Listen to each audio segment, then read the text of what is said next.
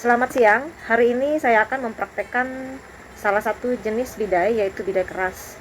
Pembidaian itu sendiri merupakan suatu tindakan atau upaya yang dapat kita lakukan untuk mengurangi pergerakan pada bagian tubuh yang mengalami cedera atau fraktur dengan menggunakan alat bantu. Alat bantu yang dimaksud di sini adalah menggunakan bidai atau spalak.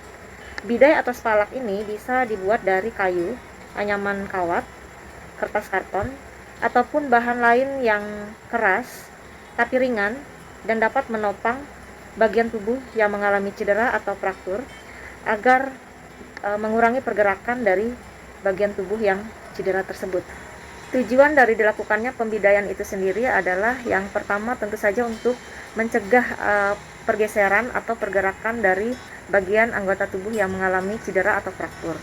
Kemudian juga untuk mengurangi rasa nyeri, mengistirahatkan bagian organ yang fraktur, dan yang penting juga pembidaian ini adalah agar tidak terjadi cedera baru di sekitar organ tubuh yang mengalami fraktur. Kemudian beberapa prinsip yang harus kita perhatikan ketika melakukan pembidaian. Yang pertama adalah lakukan pembidaian itu tentu saja pada daerah yang mengalami cedera atau fraktur. Lakukan pembidaian tanpa harus memastikan terlebih dahulu apakah di daerah organ tubuh yang mengalami cedera itu ada fraktur tulang atau tidak. Jadi lakukan saja pembidaian. Hal itu penting untuk mencegah terjadinya komplikasi atau masalah baru seperti cedera baru pada daerah sekitar fraktur. Kemudian prinsip yang penting juga adalah pembidaian dilakukan melewati minimal 2 sendi yang berbatasan. Nanti akan kita praktekkan langsung. Kali ini saya akan mempraktekkan bidai keras pada fraktur jari tangan. Alat yang saya siapkan yaitu yang pertama adalah spalak. Spalak ini dibuat dari stik es krim yang ini sudah saya balut, jadi ada bantalan, tetapi bila dalam keadaan darurat bisa langsung menggunakan stik es krim ini, atau bisa juga menggunakan pensil. Kemudian ini ada plester, atau bisa juga menggunakan kasa untuk mengikat spalak, dan ada nitella. Pada prinsipnya, dalam keadaan darurat kita bisa menggunakan apa saja yang ada di sekitar kita yang kuat tapi ringan untuk melakukan pembidaian pada bagian tubuh yang mengalami fraktur agar tulang yang fraktur tidak mengalami pergeseran atau pergerakan. Ketika terjadi fraktur pada jari tangan, maka yang kita lakukan adalah kita tentukan di mana daerah yang mengalami cedera. Sebagai contoh, misalnya yang mengalami cedera adalah jari telunjuk, maka jari telunjuk ini bisa kita satukan ke jari yang sehat di sebelahnya seperti ini, kemudian kita lakukan fiksasi.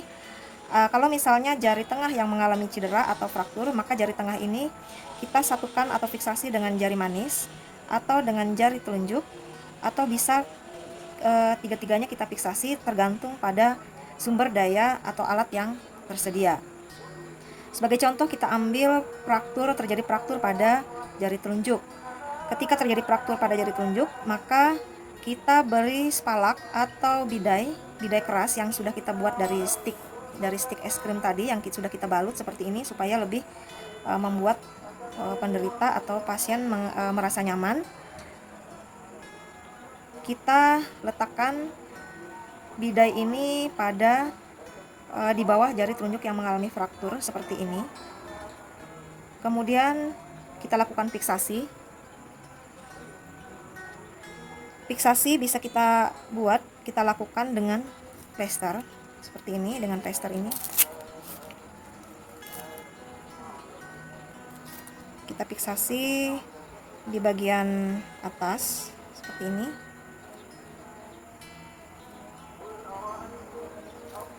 Kemudian kita fiksasi juga pada bagian ujung.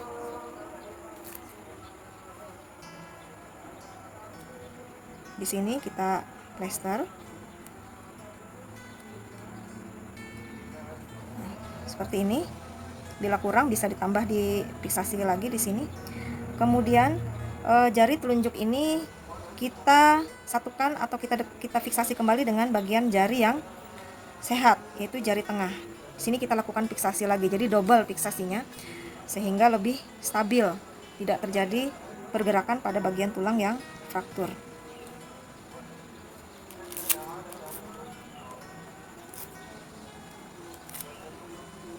Kita fiksasi pada bagian yang lebih dekat dengan bagian tulang yang fraktur, seperti ini. Bisa kita tambahkan lagi plesternya supaya fiksasinya lebih stabil, seperti ini. Nah, kurang lebih seperti ini.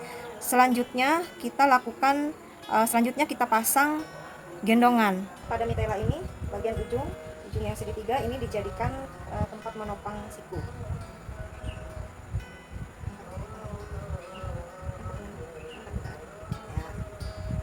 Seperti ini.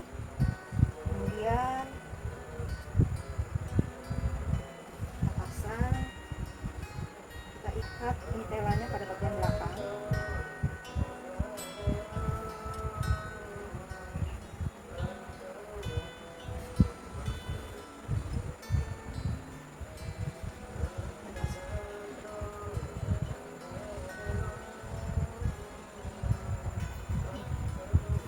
Kita ikat seperti ini. Kemudian pada bagian siku bisa kita rapikan, kemudian kita plester. Pada bagian ujung siku bisa kita plester atau kita beri penipi seperti ini. Jadi tujuan dari gendongan ini adalah untuk menstabilkan gerakan dari pasien yang mengalami fraktur. Selanjutnya kita cek, kita periksa kembali bagian jari. Kita tanya apakah jari-jari bisa digerakkan. Coba digerakkan. Bisa digerakkan, kemudian ini terasa. Kemudian kita periksa juga capillary refill dari jari yang terpasang bidai. Kita cek, bila berwarna merah atau kurang dari 2 detik berarti fiksasi kita cukup baik sehingga tidak mengakibatkan kurangnya aliran darah ke jari-jari akibat fiksasi kita. Karena prinsip dari fiksasi ini tidak boleh terlalu kuat dan juga tidak boleh terlalu longgar. Beberapa komplikasi yang dapat terjadi akibat pembidaian, yaitu yang pertama, dapat terjadi cedera pada pembuluh darah, saraf, dan jaringan sekitar fraktur apabila dilakukan upaya pelurusan saat melakukan pembidaian.